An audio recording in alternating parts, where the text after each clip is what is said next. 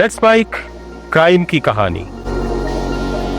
भगवान श्री कृष्ण की नगरी वृंदावन के एक संत के विवादित बयान पर अचानक इंटरनेशनल गैंगस्टरों की एंट्री हो गई। इससे पहले भी धमकी मिल रही थी, गर्दन उतार देंगे। मतलब ये क्या चल रहा है? देखिए, धर्म और अपराध की ये टक्कर सिर्फ कहानी नहीं है, ये एक नया ट्रेंड है जिसमें गैंगस्टर खुद को धर्म का रक्षक दिखाना चाहते हैं। लेकिन सवाल यह है कि ये सब क्यों? गोल्डी बराड़ की नई पोस्ट सामने आई है जिसके जरिए धमकी दी गई है कि जो भी संतों का मजाक उड़ाएगा उसका अंजाम बहुत बुरा होगा। प्रेमानंद महाराज का सोशल मीडिया पर मजाक बनाने वालों को भी गैंगस्टर रोहित गोदारा और गोल्डी बराड़ ने धमकी दी है। ये है प्रेमानंद महाराज। क्रिकेट स्टार हो या फिल्म स्टार, नेता हो या फिर अफसर, सब इनको सुनने आते हैं। लेकिन जो लोग इन सब पर नजर रखते हैं वो जानते हैं कि कुछ दिनों पहले प्रेमानंद महाराज जी ने कुछ ऐसा कहा था जिस पर खूब विवाद हुआ था। मीडिया में भी उनका बयान जो है वो आग की तरह फैल गया था। कई लोगों ने महिला का अपमान मानते हुए महाराज जी को घेरना शुरू कर दिया, सवाल उठाने लगे। बात यहां तक बढ़ गई कि मीडिया से लेकर सड़कों तक लोग आपस में ही भिड़ने लगे। और तो और एक इंसान ने तो महाराज जी को जान से मारने की धमकी तक दे डाली। और अब इस मामले में इंटरनेशनल गैंगस्टर गोल्डी बराड़ की एंट्री हो गई है। वही गोल्डी बराड़ जो कभी लॉरेंस बिश्नोई का सबसे करीबी होता था, और उसी के साथ अभी रोहित गोदारा भी है जो राजस्थान का गैंगस्टर था। इन दोनों ने 7 समंदर पार से ऐलान कर दिया है कि प्रेमानंद महाराज का अपमान जो करेगा उसका हाल बहुत बुरा होगा। अब सवाल यह है कि एक धार्मिक विवाद में गैंगस्टर क्यों कूद रहे हैं? कहीं ऐसा तो नहीं गैंगस्टर इसे भक्तों की भीड़ को अपनी तरफ लाने का रास्ता मान रहे हैं? याद कीजिए कि यह पहली बार नहीं हो रहा है। सलमान खान का काला हिरन मामला तो आपको याद ही होगा ना। लॉरेंस बिश्नोई और उसका गैंग सलमान खान को धमकाने लगे क्योंकि हिरन उनके समाज के लिए पूजनीय जानवर है। यह धमकी सिर्फ बदले के लिए नहीं थी बल्कि गैंग को हीरो बनाने का एक मौका था। और वही पैटर्न आज फिर दिख रहा है। संत और उनके विवाद का फायदा उठाकर गैंगस्टर भक्तों की भीड़ को अपनी तरफ करना चाहते हैं। और यह सब कुछ कब और कैसे हुआ, आइए इसको थोड़ा और अच्छे से समझते हैं।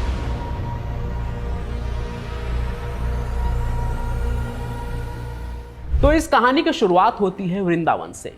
यहां प्रेमानंद महाराज रहते हैं, एक ऐसे संत जिनकी ख्याति देश विदेश में फैली हुई है। उनके प्रवचन को सुनने के लिए देश भर से भक्त आते हैं, जिनमें बड़े बड़े नेता और फिल्मी सितारे भी शामिल हैं, क्रिकेटर्स भी। इसके अलावा भी महाराज जी सोशल मीडिया पर भी छाए रहते हैं। मेरे कई दोस्त भी उनके बहुत ही मुरीद हैं। कई बार वृंदावन जाकर उनसे मिलने की भी बात करते हैं। मतलब कुल मिलाकर छोटे बड़े बूढ़े सभी प्रेमानंद महाराज जी को चाहते हैं। लेकिन हाल ही में उनके आश्रम के बाहर भक्तों की भीड़ के बीच हलचल मची हुई है। यह हलचल किसी सामान्य भक्ति भाव की नहीं बल्कि प्रेमानंद महाराज जी के एक ऐसे बयान की वजह से है जिसने पूरे देश में हंगामा मचा दिया था। और यह हंगामा किस बात के लिए, वो भी आप सुनिए। 100 में कोई 2-4 कन्याएं ऐसी होंगी जो अपना पवित्र जीवन रखकर किसी पुरुष को समर्पित होती होंगी। महाराज जी का यह बयान देखते ही देखते सोशल मीडिया पर वायरल हो गया। एक तरफ उनके समर्थक इस बयान को आध्यात्मिक सत्य और कड़वा सच कहकर बचाव करने लगे कि महाराज जी जो कह रहे हैं वो सच है। वहीं दूसरी तरफ महिलाओं के अधिकार के लिए काम करने वाले संगठन और कई आम लोग उनके खिलाफ खड़े हो गए। इस बयान को महिलाओं का अपमान बताया गया। लोगों के बीच बहस होने लगी, लोग बीच सड़क पर ही झगड़ने लगे। और लिव इन में रहना क्या गलत है भैया?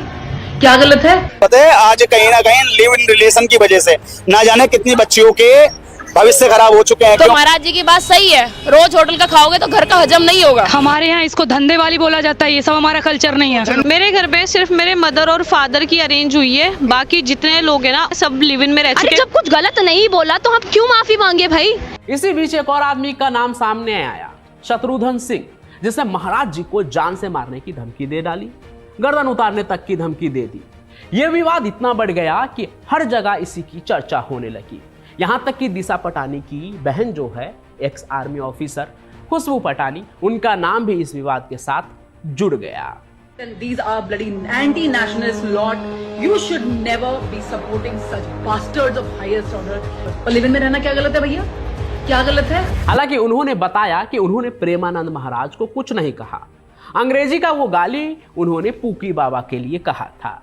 इस पर भी उन्होंने बाद में कहा कि भाई हर चीज को मीन मत करो, निगेटिव मत लो। लेकिन सवाल ये उठता है कि क्या ये सही है? देखिए, आप किसी के भी बात से डिसएग्री हो सकते हैं, फिर चाहे कोई आम इंसान हो या कोई महात्मा हो, धर्मगुरु हो, उसका विरोध भी कर सकते हैं, आपके पास हक है। लेकिन किसी को गाली दे देना, जान से मारने की धमकी दे देना, ये कह देना कि गला उतार दूंगा, ये सब कुछ लॉ एंड ऑर्डर के खिलाफ माना जाता है और इसके लिए बाकायदा आप पर कानूनी कार्रवाई भी हो सकती है। हालांकि अब तक की ये सारी बातें काफी पुरानी हैं, मेरे नज़रों से होकर गुजरा भी, लेकिन मुझे लगा कि यार इन सभी चीज़ों पर क्या बोलूँ, मतलब बेकार की कंट्रोवर्सी है, इन सभी चीज़ों पर क्या ही कहना। लेकिन जब मैंने सुना कि गैंगस्टर भी इस मुद्दे में घुस गए हैं, तब मुझे लगा कि नहीं, इस पर अपनी बात तो रखनी चाहिए। और ये वीडियो बहुत पहले आ जाता, कल ही आ जाता, या जब ये विवाद शुरू हुआ, गैंगस्टर की एंट्री हुई, जब गैंगस्टर ने भक्तों के भीड़ को अपने तरफ मोड़ने की कोशिश की, उस वक्त ही वीडियो आ जाती। लेकिन मेरे को क्रिएटर यानी मेरे एडिटर साहब की तबीयत थोड़ी सी बिगड़ गई थी, इसलिए आज ये कहानी आपके पास आ रही, तो देरी के लिए माफ़ी चाहता हूँ। खैर, ये जो भी मामला था धर्मगुरु के विचार वर्सेज लोगों की आज़ादी वाला, वो शांत हो रहा था, सब कुछ नॉर्मल हो रहा था। तभी कहानी में एक ऐसा मोड़ आया जिसकी किसी ने कल्पना भी नहीं की थी। बताइए ना, कौन सोच सकता था कि ये जो प्रेमानंद महाराज जी का जो ये विवाद हुआ, जो शांत भी हो रहा था, इसमें गैंगस्टर की एंट्री हो जाएगी। इस कहानी में एंट्री हुई किसकी? अंडरवर्ल्ड की। अचानक गैंगस्टर गोल्डी बरार और उसके साथी रोहित गोदारा ने एक सोशल मीडिया पोस्ट शेयर किया। ये पोस्ट किसी फिल्मी डायलॉग से कम नहीं थी, लेकिन इसकी गंभीरता कई गुना ज्यादा थी, क्योंकि पोस्ट में लिखा था, प्रेमानंद महाराज का अपमान करने वालों का बुरा हाल होगा। यह धमकी नहीं, चेतावनी है। इस पोस्ट ने सबको चौंका दिया। एक धार्मिक विवाद में अचानक दो बड़े गैंगस्टर कैसे कूद पड़े? ये सवाल हर किसी के मन में था। पुलिस, मीडिया और आम जनता सभी हैरान थे। ये सिर्फ एक धमकी नहीं थी, बल्कि इसमें एक और बड़ा खुलासा था। पोस्ट में रोहित गोदारा ने हरियाणा के भिवानी में मनीषा नाम की एक टीचर की हत्या का भी जिक्र किया और कहा कि इस घटना में भी सरकार ने कोई एक्शन नहीं लिया और पुलिस भी कुछ नहीं कर पा रही है, तो हम ही तैयार हैं। लेकिन इस टॉपिक पर मैं कल आऊंगा अपनी कहानी के साथ। अब देखिए, अब यहाँ कहानी जो है और भी उलझ गई, जो ये कंट्रोवर्सी की कहानी जिस पर आज हम बात कर रहे हैं। एक तरफ धर्म का विवाद था, दूसरी तरफ एक जगह हत्या का मामला, और इन सब के बीच गैंगस्टरों का दखल। ये सब एक साथ क्यों हो रहा था? असल में ये कहानी सिर्फ प्रेमानंद महाराज के विवाद की नहीं थी, ये कहानी थी अंडरवर्ल्ड की बदलती हुई रणनीति की।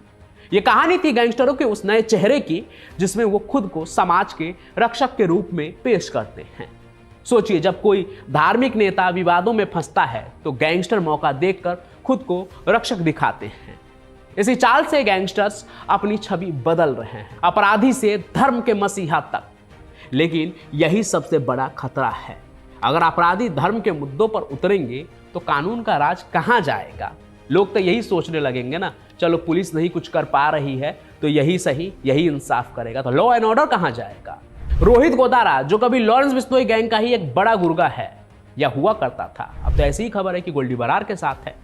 वो जानता था कि सीधे सीधे अपराध करके वो सिर्फ पुलिस के निशाने पर आएगा। उसने और उसके गैंग ने अपनी छवि बदलने की एक नई रणनीति अपनाई। ये अब आम लोगों के बीच अपनी पैठ बनाना चाहते हैं। उन्हें ये दिखाना चाहते हैं कि वो सिर्फ अपराधी नहीं हैं, बल्कि वे धर्म और नैतिकता की भी परवाह करते हैं। अब इसका सबसे बड़ा उदाहरण, जिसके बारे में मैं शुरू में भी बात कर रहा था, सलमान खान का काला हिरन मामला है। बिश्नोई समाज के लिए काला हिरन एक पूजनीय जानवर है। जब सलमान खान पर काला हिरन के शिकार का आरोप आया, तो लॉरेंस बिश्नोई और उसके गैंग ने सलमान खान को खुले तौर पर धमकी दी। और ये भी आप देखिए, जब ये विवाद शुरू हुआ था काला हिरन वाला, जब सलमान खान पे ये आरोप लगा था, तब लॉरेंस बिश्नोई कहीं भी नहीं था, छोटा बच्चा रहा होगा वो। लेकिन जब वो बड़ा हुआ तो उसने एक मुद्दा निकाला कि हाँ भाई, इस चीज पर घेर के हम लोगों के बीच आ सकते हैं। और सलमान खान को धमकाना मतलब आप हर तरह जो है छा जाएंगे।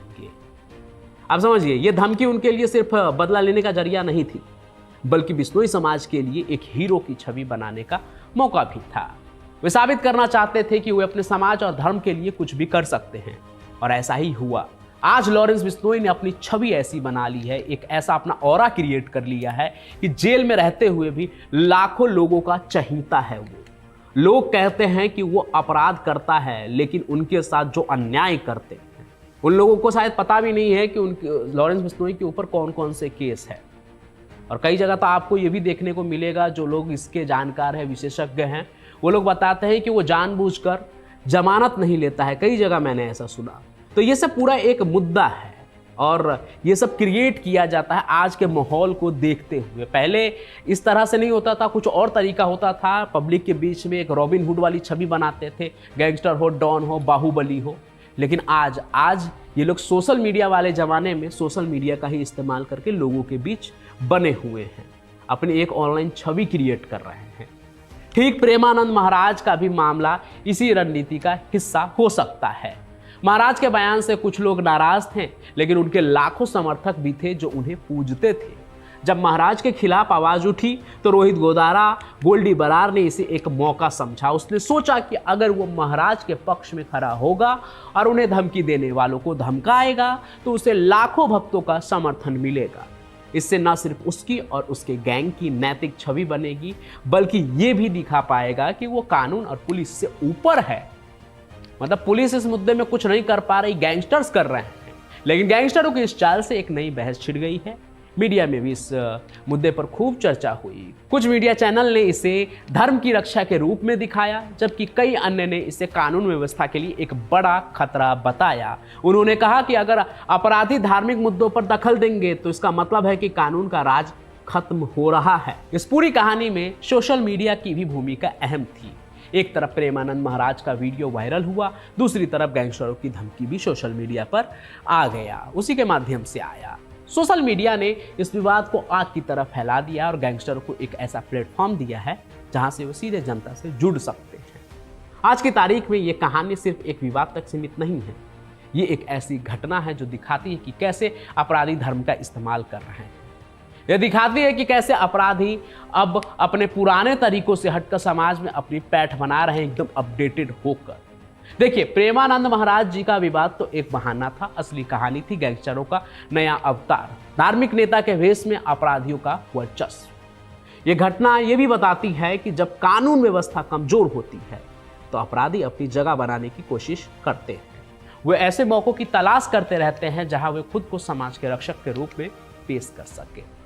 इस मामले में भी यही हुआ। जब कुछ लोग नाराज थे और उन्हें लग रहा था कि उनका अपमान हो रहा है, तभी गैंगस्टरों ने उन्हें एक मौका दिया, एक विकल्प दिया कि तुम मुझे चुन सकते हैं।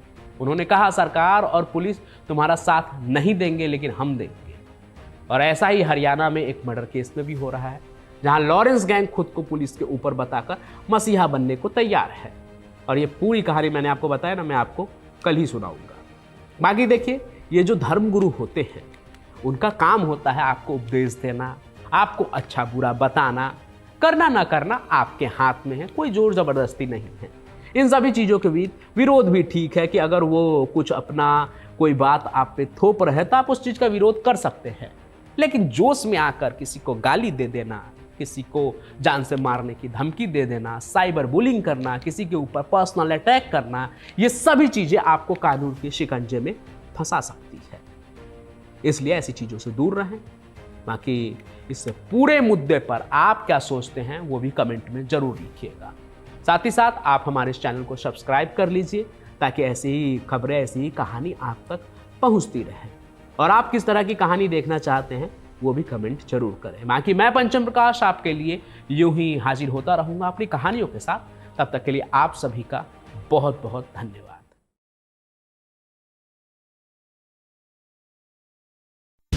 आप सुन रहे थे let's mic more than radio. Follow कीजिए हमें हमारे सोशल मीडिया प्लेटफॉर्म्स पर। Marketing strategies, corporate stories, brand building ideas, marketing case studies और इनोवेशन एक अलग पर्सपेक्टिव से जो आपने कभी नहीं सुना होगा। Let's mic more than radio लेकर आ रहे हैं एक ऐसा ही unique show for all marketing aspirants, professionals, startups and entrepreneurs. every Saturday at 11 a.m. The Marketing Show with Dr. Shekhar Trivedi, streaming exclusively on Let's Mic app and YouTube channel. इसे radio पे सुनने के लिए download करें Let's Mic app और visit www.letsmic.com। Let's Mic अब खबरें radio app पे। ये है मोर दैन रेडियो।